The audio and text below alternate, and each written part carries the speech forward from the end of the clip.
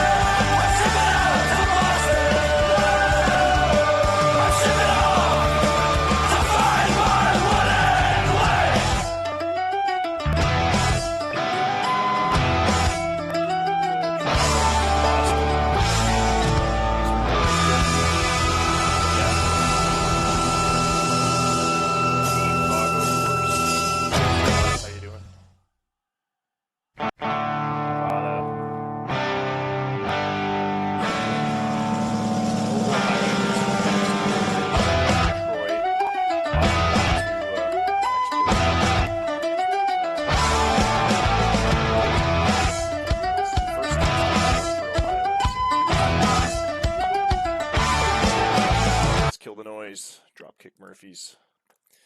All right, welcome to our second week of spring training for 2022. Going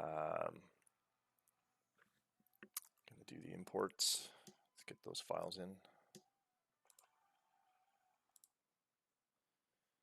All right. Uno, dos, tres, cuatro. And I'm cinco.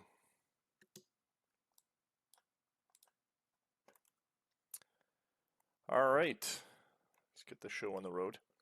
DFA report, nothing. Thank you. Hey, good job, guys. No DFAs to worry about. We can go straight into the sim. This is what's on tap on the schedule. We've got, looks like I'm playing Chicago again. New York and Montreal, who cares? Ohio's playing Boston, so it's Dylan up against Jesse there. Arizona Cowboys, Washington Freedom, no human GMs there. Brandon St. Pete's against Nevada again. Minneapolis and Milwaukee, Miami, Seattle, Calgary, California. All right, so good. That is the schedule right now. And, why don't we do Boston and Ohio? That'll be a good one to do. We did Nevada, St. Pete's game last time, so we'll do Boston and Ohio. That fits in with the theme music of the Dropkick Murphys there, shipping up to Boston.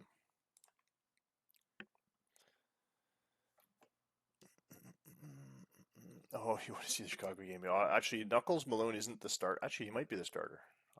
No, he's not the starter. I've got him still sitting. And all right, why don't we do Toronto? The problem is if I do the Toronto-Chicago game, then nobody gets to see their game results because all the other games start at 7. So it's going to... All right, well, it's just one game, and then we'll do the quick play through the other ones. Plus, I hate being a homer.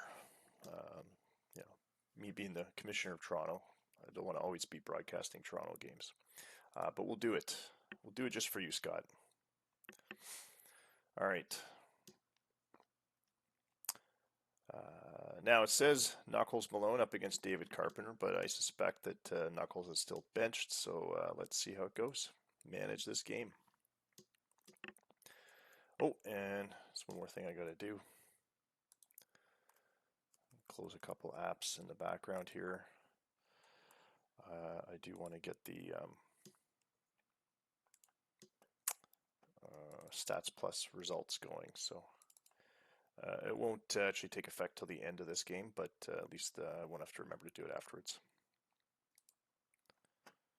All right, so watch the Slack channels for the posts after the game. All right, so we've got, let's see here, Chicago is the home team. My Toronto Nomads are the visitors. Alex Medina getting his spring debut on the mound for the Nomads. Looks like, what's his name, David Carpenter, starting pitcher for Chicago. Looks like a minor leaguer who's getting a little crack at the big leagues. We'll see how that goes. Joseph Walker, Christian Hoskin, Nick Yagislav, Sam Ideals, guess that's how you pronounce that, Gary Halfpenny, Frank Burkowski, Trey Sarazin, who's shaping up to be a pretty decent catcher, I think, Kenny Peterson, and Roberto Castro, who is a recent addition in a trade from Minneapolis. Thank you for working that one out. John Guyot to lead it off for Chicago. John Rambo, the champ, Triple Crown champ from last season. I don't know why the game didn't assign him a Triple Crown, because he led the league in batting, home runs, and RBIs. And the last time I checked, that got you a Triple Crown in baseball. But the league didn't assign one to him. So we put it in the wiki anyway. But it's really bizarre it didn't do that. Oh, Herbst is out, eh? Okay. Yeah, Kelly, Guppy, Manu, Goldstein at first. Who's this guy? Francisco Arizona, shortstop. Bobby Correa, is that his name? Bob Correa, second baseman, in for Herbst. This is why I don't play my regulars, too many of my regulars in spring. And Freddie Carter. Looks like, oh, he's got no stats there. Where'd he come from? Freddie Carter. Don't know much about him. Looks like a minor leaguer, though. Oh, yeah. He's played as high as A-ball last year. All right. Let's get this going. 65 degrees, 5,000 fans in attendance at Spring Ballpark. Ever notice how all of the spring games are always 5,000 fans? It's really funny. But anyway. And it looks like Chicago's got the heavier bats at the top of their order. Toronto with a little bit of an advantage on the bottom half of their order, and the pitching advantage. And I'm not sure if there's enough. Oh, can you guys hear the crowd background okay? The game sounds, or just me blabbering on? All right. No crowd sounds, eh? Let's see if we can fix that. Desktop audio.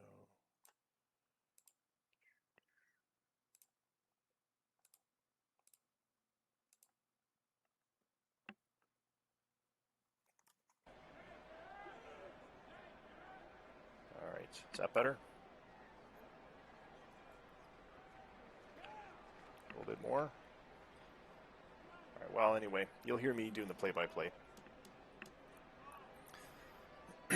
All right, so welcome to the game. Joseph Walker will lead it off for Toronto, the visiting Nomads here at Spring Ballpark, and David Carpenter's on the bump. So far this spring, not so hot at Dave Carpenter. 1.1 innings, 4 hits, 2 walks, been taken for 300 runs and just 1 strikeout. All right, 0-1 count to start off the game here, and the dribbler up to the shortstop. Looks like a muffed ball, and that one makes it into center field as Arizona will field it. Walker with a gets on base. I don't know if that was, hold on a second, let me check the box score. They count that as an error? No, they count it as a hit. All right, so a base hit for Walker. All right, and Christian Hoskin, the next batter. 2-2 count. Swing and a miss. Strikes him out on a 89-mile-an-hour splitter. And that'll bring up Nick Yagislav, young buck with a bit of a power bat. And there goes the runner. Joseph with the steal. No surprise there. Walker's really ramped up his base stealing lately. I think he had 50 steals last season. Anyway, Nick Yagislav, son of Yuri Yagislav, who Dylan, Ohio GM, will remember as one of the original Bull League characters from back when we were in Earl Weaver baseball back in 1989. The 1-2 count to Yagislav. Inside pitch, swatted to the opposite field on the warning track. It's caught by Rambo, but Walker takes third as he tags up. And that's 2 away. Sam, Ideals. We'll go with Ideals. The 2-1 count. Fly ball to the left, and this should be out number 3. Yes, we hear the bats. All right. Good. So 1 aboard, and he's stranded at third. And we'll now move to the bottom of the first. Alex Medina, formerly a top-ranked pitcher, did earn himself a Sandy Koufax award. And then I managed to get him in free agency, and he sucked ever since then, and he's been on a decline. So, unfortunately, one of my most expensive. In fact, I think he is the most expensive player in the league. $30-something million, $36 million. Ridiculous money. Anyway, not worth any of it. And he serves up a pitch here that goes for a fly ball to left, as Guillot flies out to Walker. John Rambo, the big bat, home run champ and record holder, 77 home runs last year. But he fouls out to Sarazen over by the home team dugout. Justin Kelly steps up to the plate with 2 down. Medina winds up, delivers, swing and a miss, strike 3. Kelly trying to go a little bit in on that inside pitch and pays the price. 3 up, 3 down for Chicago. Gary Happenny, the second baseman. I don't think he's going to be my full-time second baseman, but not bad. Ground ball to short. The throw to first is in time. Frank Burkowski, a left-handed batter. Not unusual for a first baseman, and he's punched out looking at a splitter. Trey Sarazen, also batting from the left-hand side, the catcher. Takes that inside full count pitch for a walk, and Toronto gets another one aboard in this inning. Kenny Peterson, center fielder, as we get to the number 8 in the batting order. And he takes a walk as well. Back-to-back walks for Carpenter as Castro steps up to the plate. Castro, some wheels on him, not really a huge batting threat. Defensive shortstop. But he manages to blast a line drive to left center, and this is going to cash in 1 run, maybe 2, as the throw comes in. And Castro with a triple, sliding hard, manages to knock in 2 runs with some hustling running by Peterson and Sarazen. Joseph Walker back to the top of the order with 2 out. Castro at third, and 2 runs on the board for Toronto. But with the Chicago batting order, that could easily be erased. And ground ball to third. The flip to first will end the inning there. But 2 runs on the board for Toronto, and as I was saying, Chicago perfectly capable of erasing those runs, that's for sure. And even the middle of the order could do it. Guppy and Mano are no shrinking violets. 98 home runs in his career, Dennis Guppy. 352 RBIs. 257 career batter. Wind up for Medina. Swing and a miss, strike 3. Makanakua Mano, the designated hitter, batting .417 so far with a home run and 4 RBIs in spring. 37 home runs last year. Medina with the pitch. Ground ball to second. It's fielded cleanly and thrown to first. 2 down for Chicago here in the bottom of the second. Brian Goldstein, the batter. Big first baseman. And he grounds out to short. The long throw is in time. And that will end the inning. 3 up, 3 down as Chicago goes down in order.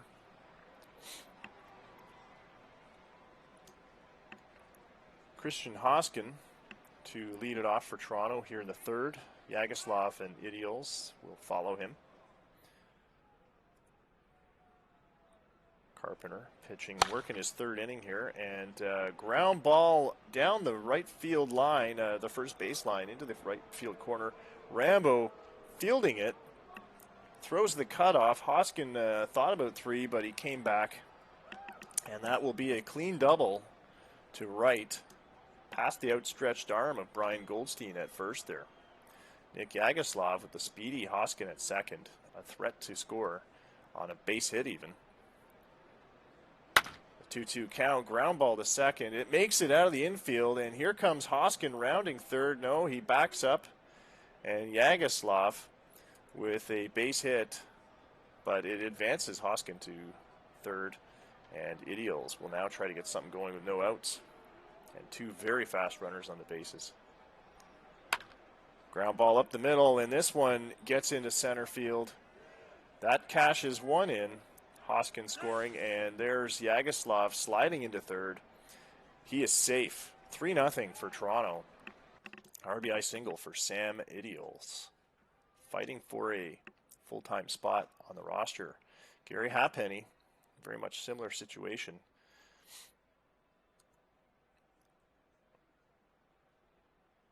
And he's balked. Carpenter is balked. I don't know what happened there, but the run is ordered in as the runners will advance on a balk, and that puts Idials at second. So 4-0 for Toronto on a balk by David Carpenter. Yeah, Rusty is right. He's a young spring fella, or a young minor league fella. He shouldn't be too rusty. Spring training should come naturally to minor leaguers. They're fighting for their jobs. All right, Gary Halfpenny, 2-2 count. Runner on second now. Ground ball up to the shortstop. The throw to first will get Halfpenny, and that is 1 away. Idials hamstrung, couldn't leave the second base bag. And here comes the big rig Frank Burkowski. Swung on, tapped hard up to center field. It makes it over the head of the center fielder, and that will knock in another run. Burkowski with an RBI double.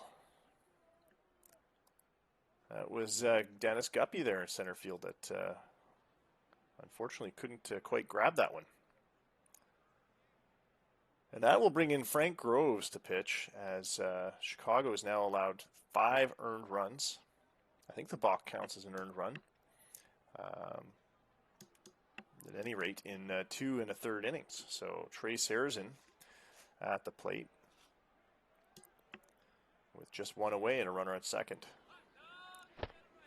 Infield shifted to the to the right, and he's delivered up a ball 4, so that's a free pass for Sarazen. Kenny Peterson, the batter. Tapped up the middle. Shortstop not able to get it again, and some very sloppy fielding work here for Chicago, which has cost them several runs. I don't think anything's officially been scored as an error yet, but 7 hits for Toronto here so far in the top of the 3rd inning. Bases loaded for Roberto Castro. Taps this one down to third base. They turn 2, and yes, they do turn 2. That's all they needed, but Nomads add to their lead, and they are blanking Chicago 5-0 here in the 3rd inning. Medina will try to work 2 more, and he will do that against Francisco, Arizona next. Wow, and this one is hammered to right. It is over the fence, and a first pitch home run off of Medina, measuring 326 feet, just clearing the fence by inches, looks like. And a home run for Francisco, Arizona. That'll bring up Bob Correa as Chicago has broken their goose egg and put a run on the board. The 1-2 pitch, ground ball up the middle into center field. This will be a base hit for Correa.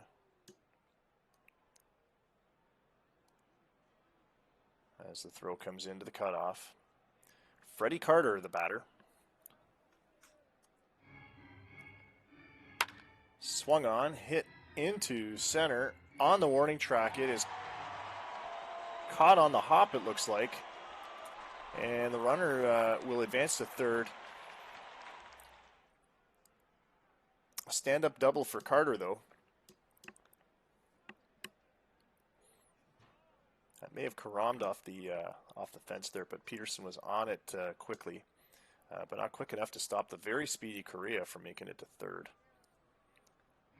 And subsequently Carter to second. The swing and tapped up to center again, and it's over the fence. A 3-run shot.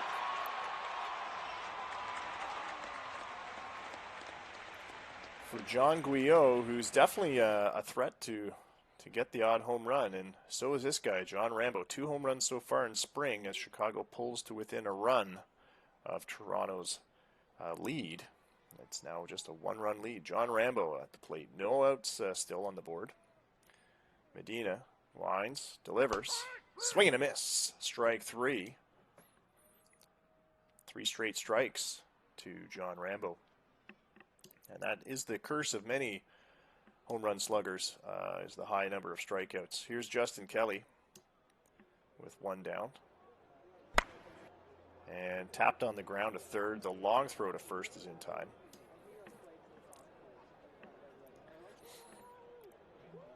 And Dennis Guppy, the little fish.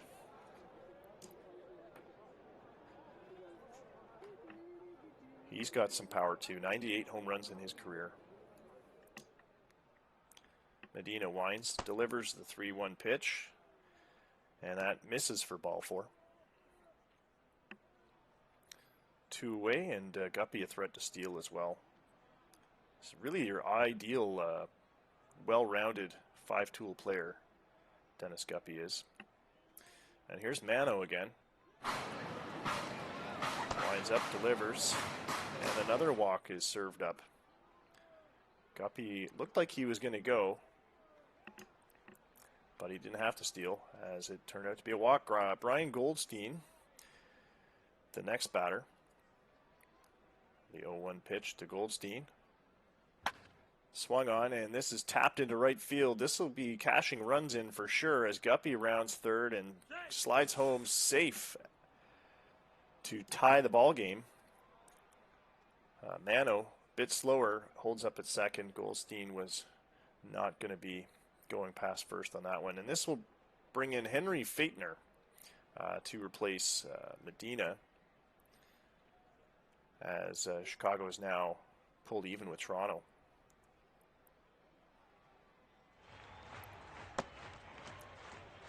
And he misses on that 3-1 fastball, serving up a walk, bases loaded. Francisco, Arizona with the big hit earlier. Bob Correa, the next batter. 2 down, bases loaded. And a ground ball to short should end it. Castro with the throw to second. And but the Pitbulls put 2 home runs and 5 runs together. That was an impressive inning. Joseph Walker, the batter, back to the top of the Toronto order here in the top of the 4th. Groves kicks and delivers in the 0-1 pitch. Hard hit to center, but not deep enough. Fielded cleanly by Dennis Guppy. Christian Hoskin, the batter. The 0-2 pitch. Swung on, tapped into right. It'll fall in for a base hit. Hoskin with the wheels again. Yagislav up to the plate. There goes Hoskin, and the ball gets away from the catcher. Hoskin with an apprehensive move there. He went back to first, but decided he could keep going to second on the passed ball. Or wild pitch, it didn't say. Or I missed it. Looked like a pass ball to me. All right, Yagislav. 1 out. Runner on second. Hit hard to center. Back to the track. Guppy plays it off the wall. Sorry, off the catch. Hoskin catches, tags up. He'll advance to third, but there are now 2 red balls on the scoreboard. Sam Idiels hit hard to the right field gap, and this will score a run. And this is extra bases for sure. Idiels coming to second base for a double. And Toronto pulls ahead once again. 6-5 on that Hoskin. Was that Hoskin that scored? I believe it was. Gary Halfpenny, the batter. Fly ball to right. This should be playable. And that will end the inning as Rambo makes the grab. 2 base hits, 1 run, no errors. Runner stranded at second. Nomads back in the lead just by 1 run. And Chicago's heart of their order, the top heavy bats, will be up shortly after this guy, Freddie Carter. 1-2 pitch to Carter, swing and a miss, strike 3. Faitner's first K of the game. And here's Big John Guyot, who homered in the last inning. A very important 3-run shot. And he'll take a free pass on that full count fastball. 97 miles an hour, just missed the zone. Rambo at the plate, 0 for 2 today. Struck out against Faitner the last inning. Medina. There's Medina.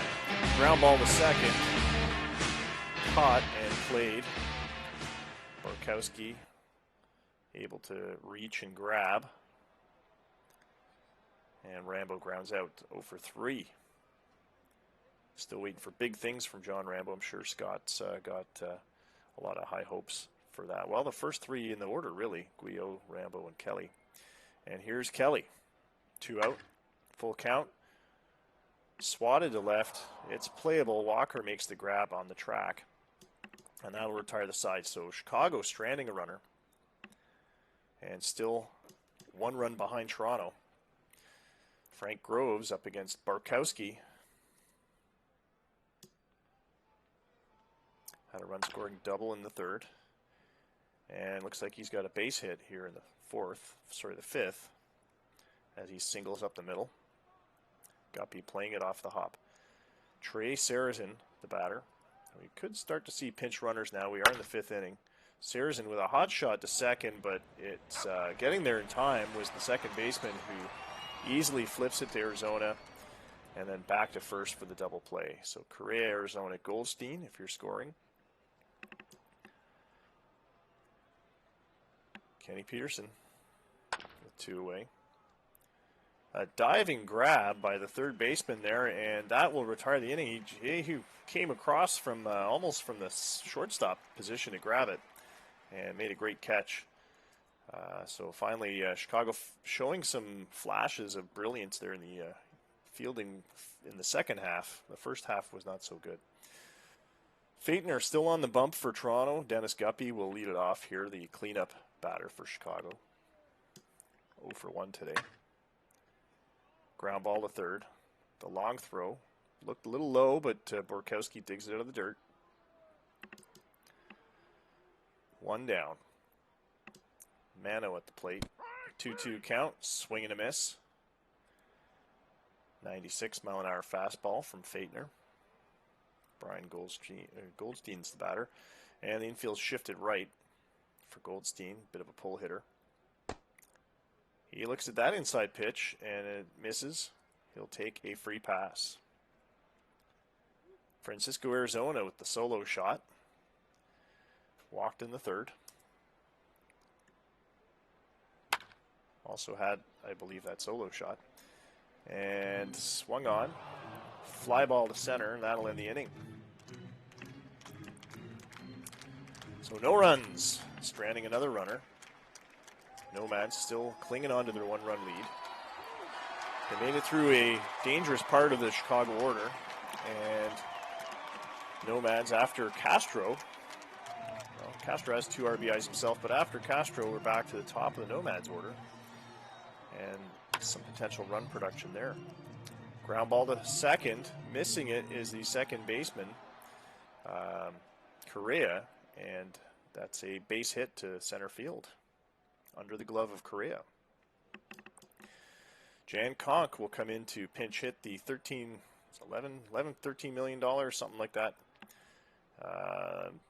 DH, former first baseman. Hitting skills quickly failing my team. Anyway, he's grounded out to second, but Castro makes it to second base on the play. Brian Addy, the batter. So far 0 for 8 this spring. He's not taken the spring training chance to grab a roster spot too seriously. Swung on. High to right, and it's over the fence. It clears it, so his first spring training base hit is indeed a valuable one. A 2-run shot to right. 393 feet is the tail of the tape on that one. And good for Brian Addy. That'll trigger Marcos Hernandez coming in from the bullpen as Chicago slips behind even further. Nathan Walton, the batter. So far this spring, just 3 hits on 18 at-bats. Full count to Walton. Swung on. Tapped up the middle for a base hit. Guppy fielding it cleanly on the hop. And Walton, despite his stealing ability, has not a great set of wheels. Alex Jeter, the next batter, slides into the DH position inside for ball 4. He'll take a walk, and that will advance Walton to second. So 1 out, 2 on for John Lindsley. 1-1 pitch to Lindsley, up the middle to short. The throw to first is in time to get 1. They opted not to get Jeter at second.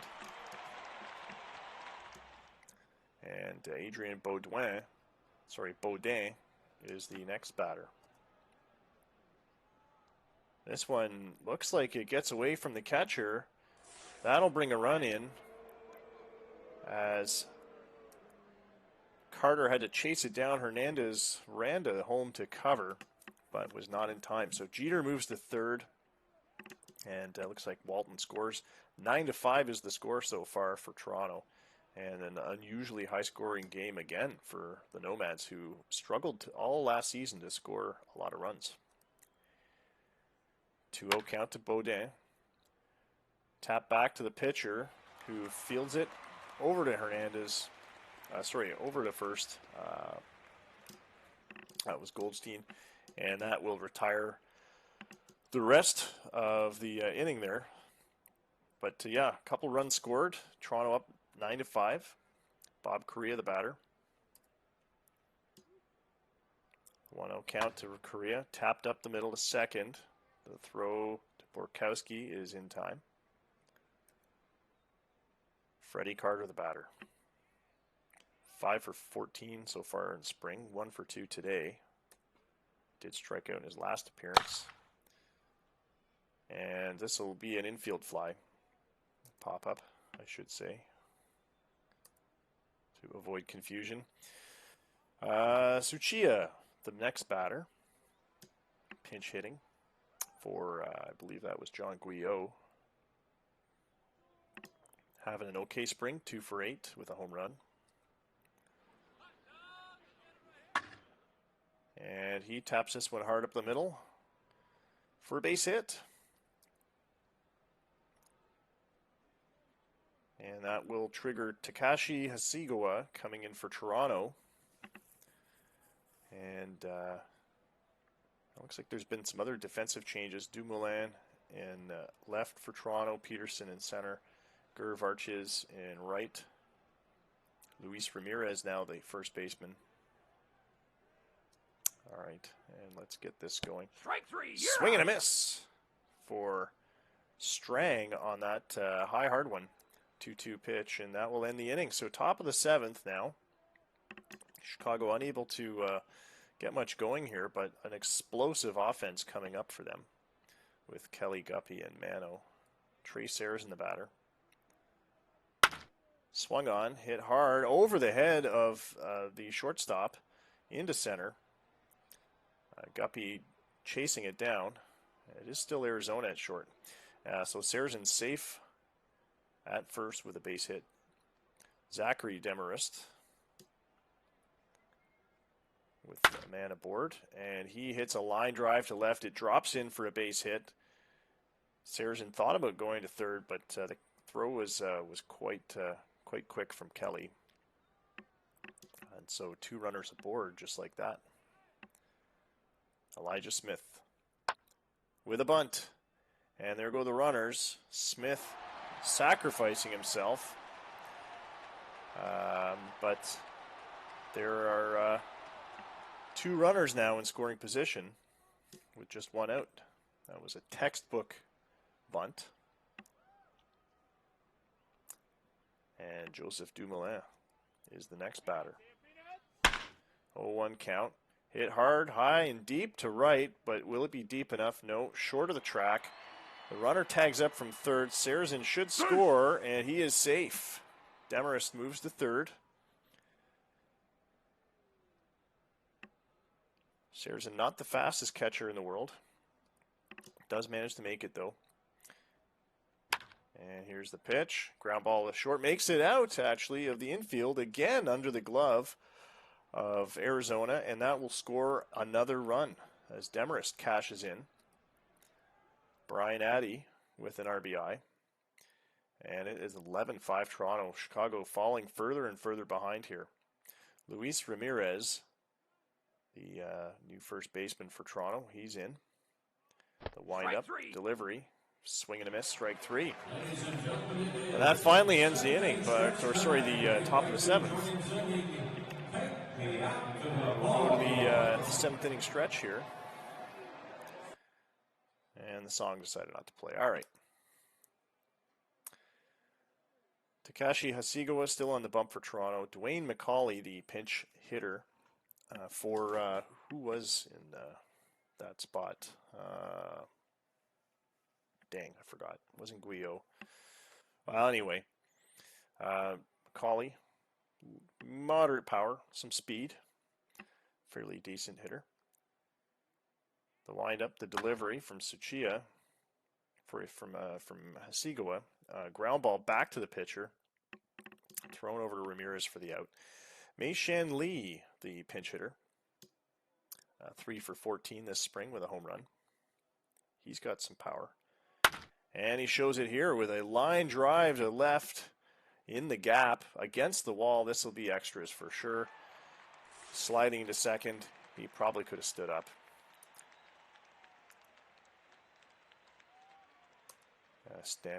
Double for Mei-Shan Lee, who's got some serious jets and can definitely get on his bike and make some tracks there.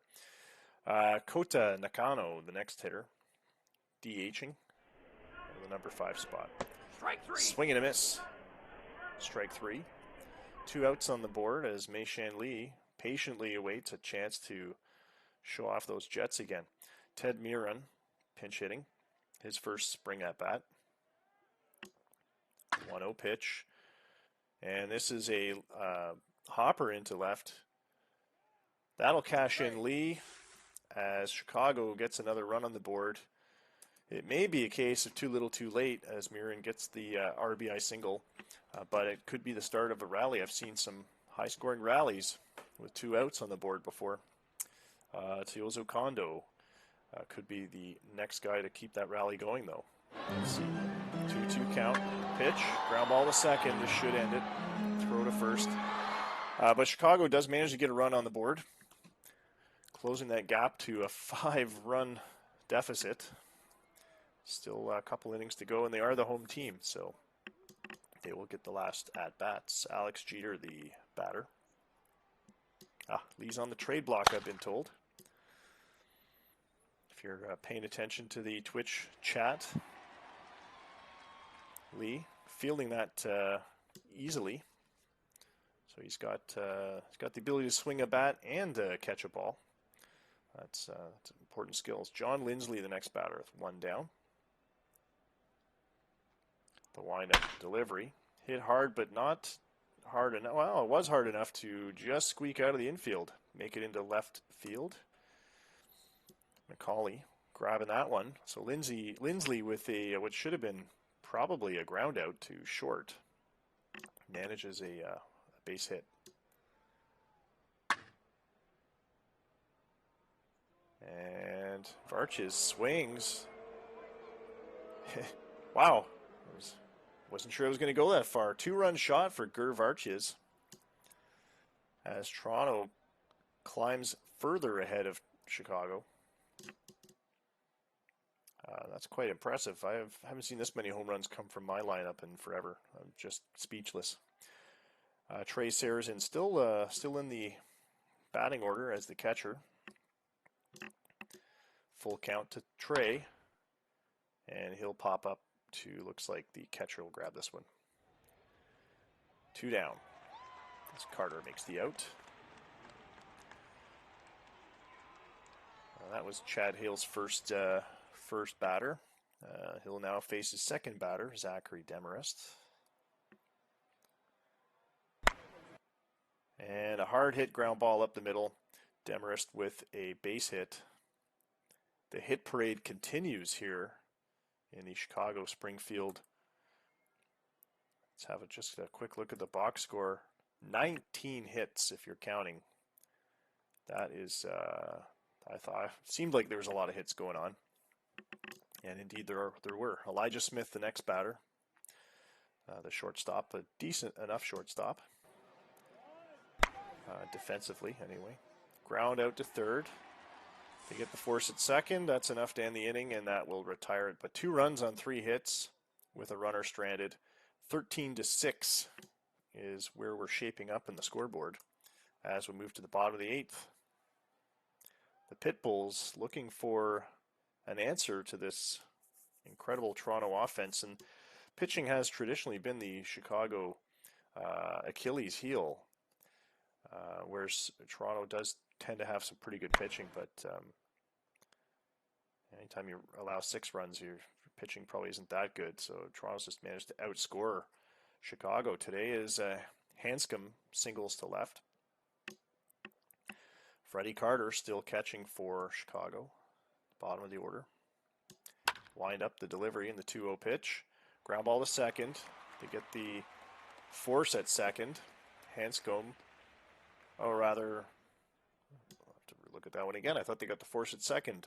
Looks like they got the out on the fly, and Hanscom made it second unassailed. So that's how that one shaped up. Oh no, Carter made it to first. Oh, so, wow, I got to open my eyes when I do play-by-play. But this time Toronto turns 2. Hanscom does go to third on that play, but the ground out by Tsuchiya cost Chicago 2 outs. Mike Strang, the batter, he's got a definite swing that can hit the fences. Full count pitch. And wide for ball 4. Looks like Hasigua wisely pitching Strang around. Tim Spotton, the next batter. Runners in the corners, 2 outs. Ground ball to third. The throw to second is in time to get the very slow Strang. And the Nomads avoid allowing their lead to slip any. And they're going to cling on to this 7-run lead still. Chad Hale, top of the 9th, he'll be pitching for Chicago. Felipe Marquez, the leadoff batter for Toronto, making his spring debut here in Game 8, Week 2. And I guess Chicago's getting a little upset. He took that one off the shoulder. Marquez gets the base. No worse for the wear. Brian Addy, the next batter. Strike three, yeah. And he stares at a strike three fastball and is sent back to the bench. Felipe Marquez patiently waiting for a chance to perhaps make a run for second. Luis Ramirez, the batter. Swung on, hit hard to left, but caught on the fly by Strang, who guns it in. Marquez has to stay at first. There goes the runner, and he is out by at least a pace or two, and he has erased himself. So 3 outs as Toronto gives up potentially their last at bat here. They shouldn't need any more, that's for sure. You got a 7-run lead, but stranger things could happen. Here's Mei-Shan Lee, 4 for 15 with a home run in spring, and he's 1 for 1 today. First round draft pick from 2020. Some high potential there for Lee. Swing and a miss, strike 3 on the 90-mile-an-hour Hasegawa fastball. Kota Nakano, the next batter, as Chicago's chances at scoring are dwindling. Ground ball to short. Throw to first is in time. Darkness has settled in over Spring Ballpark now. Ted Mirren, the batter. 1 for 1 in spring and 1 for 1 today. Today's his first game. Swung on, and this one makes it out of the infield, and he will probably finish the game 2 for 2. Tiozo Kondo, the next batter, 2 outs, runner on first, 7-run deficit to make up, and a very tired Hasegawa on the mound. 3-1 pitch, hit hard right past the third baseman, and the runner will advance. The runner from first will advance to second. Kondo with a base hit to left. Hanscom, the next batter. 2 on, 2 out, 2-2 count. Ground ball to third. This should end it as the long throw makes it to first. And that's the ball game. Toronto defeating Chicago 13-6. And speaking as the Toronto GM, I can only hope that we can see some of those types of wins during the regular season. But somehow I think that I'm being lured in by these successful spring games. We'll take a look at the box score here. And wow, what a wacky run graph there.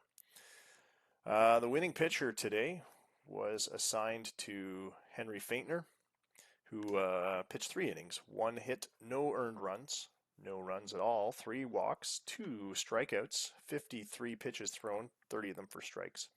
His spring ERA improves to 2.08. The losing pitcher was Frank Groves, 3 innings, 6 hits, 3 earned runs. All of them, 3 runs, all of them earned. 1 walk allowed, no strikeouts. And he was the only, first Chicago pitcher to allow a home run. There was 2 home runs today. 41 pitches, 27 of them for strikes. And his ERA falls to 9.0. The save went to Hasegawa, who pitched 3 1/3 innings, allowing 1 run, 1 walk, and 5 hits. 3 strikeouts for Hasegawa, and his ERA improves to 2.70. So the final line score, Toronto Nomads, 13 runs, 19 hits, 1 error. And Chicago Pitbulls, 6 runs, 11 hits, no errors. All right, thanks for watching. We're going to continue with a high-speed sim now for the rest of the week's games, so we can get through week 2 of spring baseball. We have no trades to execute, so I haven't executed any. And this will bring us to, as I said, to the end of week 2. Let me just check my stats here. Yeah, we'll have 3 more weeks of spring. And then that will be it. That will be all she wrote. Until the regular season, rather. All right. So where were we? The other finals today, Ohio beating Boston 5-0. Looks like Hawkins with the win there. Corny Mays, player of the game. Looks like we've got Minneapolis, Milwaukee. It was the Hops with an 11-4 win over the Ravens. And New York Dragons defeating Montreal 9-1. Henry Rollins with the win there. Arizona, Washington. Troy's Arizona Cowboys fall to the Washington Freedom 7-5. Looks like Nevada Speeders have bested St. Pete's again, who fall to 0-8, just by one run this time, 4-3.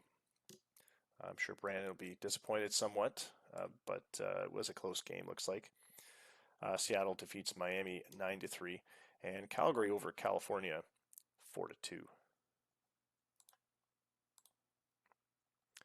We'll advance to Tuesday and sim the rest of the week. So your results should be coming up in the Slack channels.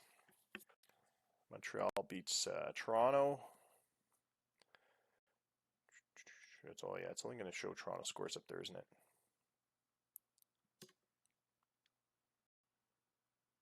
Because I've got it set to acting as Toronto. Looks like a couple other injuries. Joe Busby lost for season. I don't know who Busby is. Washington, Laurent Lenoir injured. We don't have a GM yet for Washington. Speaking of GMs, if you're I'm just going to make the plug. Brandon said he was going to do some shopping around and try and do some recruiting. If you guys know any other GMs that wanted to join, by all means, point them our way. commish@bullleague.org. They can email me or they can send me a message on our Twitter, or which is twitter.com/bullleague, or Facebook. We've got a Facebook page as well. Or just send them I think most people can send an invite, or is it just me on the Slack channels? But anyway, just send me their names and I'll send them an email and send them an invite. Alrighty, and we've reached Monday, March 14th. And we'll take a look at these standings. Spring standings are shaping up pretty well for Toronto, Chicago, Seattle, and Calgary. Oh, Calgary's jetted ahead, have they? St. Pete's has a couple wins now. They'll be happy about that. The Ravens, a couple wins as well. I haven't seen the Ravens do this badly ever, actually. So I'm quite surprised. They do have a solid core. I'm not too worried about them for the regular season, to be honest. But I'm surprised to see them faring so poorly, especially after the thanks. Especially after the preseason predictions. But anyway, so there's your standings as we enter the third week of spring training. And thanks for joining us yet again. I'll start getting the league file put up. And there we go. League file's coming, boys. Thanks for joining us. Oh, you want me to look at the predictions again? All right, so as soon as this is done, I'll go back to the predictions screen because it has been a while, and I'm sure it's gone off our Slack page now. It's somewhere way back there. You just create and upload the archive here. Do you guys want me to check any of the college scores while I'm at it, or no? The college standings, I think NCAA's going. Pacific Rim College League's going. It's March, so high school started. It's 2 college leagues and 3 college leagues should be going, and because there's the Can-Am College League, I always forget about that one, and then the NORAM high school. All right. Upload. And it should be coming now.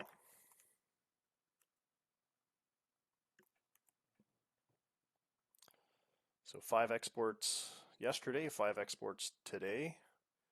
Maybe we can get more than 5 on our next sim. Today's Thursday. Our next sim is Saturday. That's right, we changed the sim schedule, so I will be simming on Saturday, which is April 4th, I believe.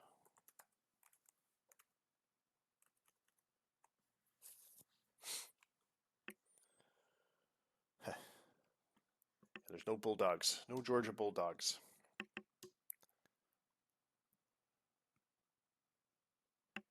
I don't even think I put Georgetown Hoyas, and they've got a Bulldog in their logo. This was a basketball league, I'd have Georgetown in there. Georgia Bulldogs. They even have how's their baseball team anyway? Are they any good? Yeah, when I was picking the NCAA teams, I can't remember how many I picked now. I was looking for teams, A, teams I liked, and B, teams I thought were pretty decent at baseball. But I was trying to go by conference. So I picked conferences that had multiple good teams. And conferences with teams that I didn't like, I left out entirely. So what conference Georgia in anyway? The SEC?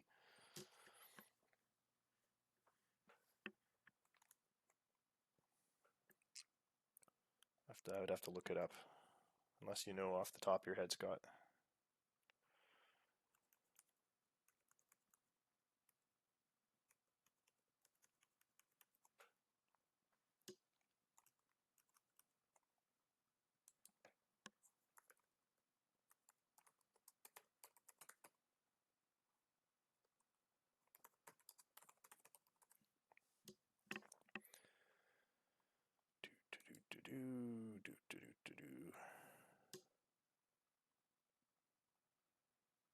Georgia Dogs. I even hate the logo. Look at that.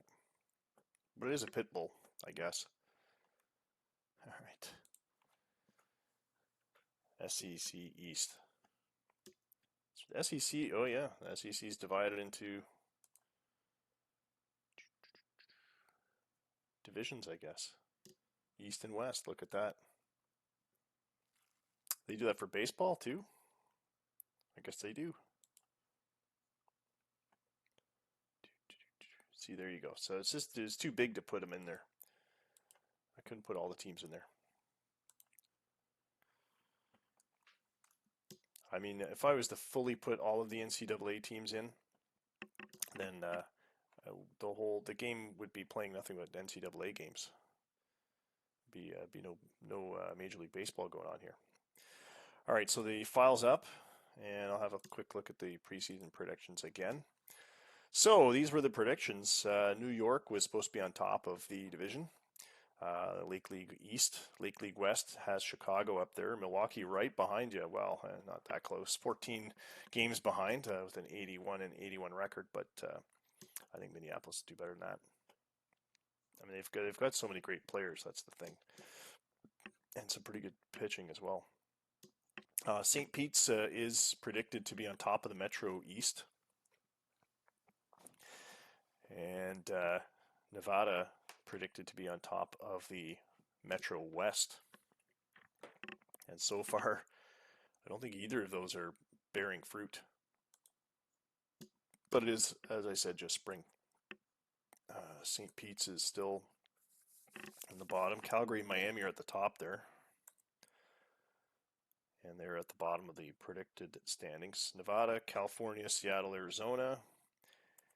And Nevada, California, Seattle, Arizona. So yeah, the order's completely messed up. It's a lot closer in the West, though. The ML West currently is a lot closer. But I'm surprised at the poor showing with the Ravens and the Admirals, but I suspect that that's not going to last. Just take a look at the Admirals there. I mean, they've got some great players. I don't think they've got too many current injuries. Omar Medina is day-to-day. Kevin Crone, that's the one that probably hurts the most. Decent closer. He's a 3.5-star closer. So, yeah. And the Ravens. Yeah, these are great guys. Chris Zahn, DeSoto, Brandon Seymour batted 300 last year. Lan King Sue, 31 homers, consistently 30 homers a year, and batting over 300. I mean, these are guys that will get you to the finish line. They'll get you to the playoffs.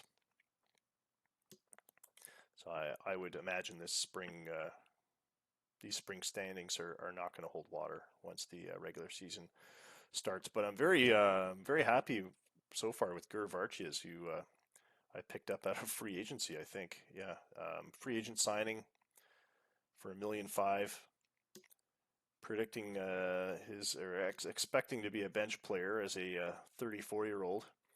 And though he hasn't homered a great deal, he's batting .545. I'm pretty happy about that. All right. Well, file's up. Let me send the email up, and we'll end this broadcast, and we'll see if we can do another Twitch stream on Saturday. We'll see if we can make a string of spring training streams so we can watch all of spring at least, and I'll try and get the Boston, either Boston or Ohio in the next Twitch stream, or Arizona. Who are the teams I haven't done yet? I haven't broadcast a game for Arizona, Minneapolis, Ohio, or Boston. So yeah, those are there's still a lot of potential teams to broadcast. All right, thanks for watching, and glad you guys enjoyed it. And go get some sleep now. And don't forget to export your lineups for Saturday. And I should give a shout out because I believe they're still on my list as Patreon patrons, but Scott, both Scotts in the league, Scott Dumler from Nevada and Scott Davis from Chicago, are or were Patreon patrons. So here's the nod and the wave. Thanks very much for your continued financial support. It keeps the lights on, and keeps the Twitch broadcast going. So thanks again for supporting us. If anyone else is interested in supporting us financially, and it's not a huge commitment, but for $2 a month, it'll get you mentioned. Actually, $1 a month gets you the podcast mention. We haven't done a podcast in a while, but patreon.com/bullleague, and 3 levels of membership. At $1 a month, we'll mention you the podcasts and broadcasts here on Twitch. At $2 a month, you get to rename one of your drafted players, as well as the frequent mentions. And at $4 a month, you will get to create your own stadium, custom designed. I will do the 3D graphics for it and name it and set all your parameters within reason. Obviously, you can't have 200-foot walls that are 30 feet away from home plate, but yeah, you can customize the stadium a bit. And I believe at $4 a month, I also there's a 4th level. That's right. I almost forgot. At the 4th level, if you're brave enough to donate $10 a month, we will send you a custom official Topps baseball card with your choice of a supplied photo. So you send us a photo, we'll put it on the card, and throw on your custom team logo from your Bull League team. And who wouldn't want that? You get a 10-pack of those cards, actually. So it's worth it. All right, thanks again for joining us, and until next time, that's Bull Baseball.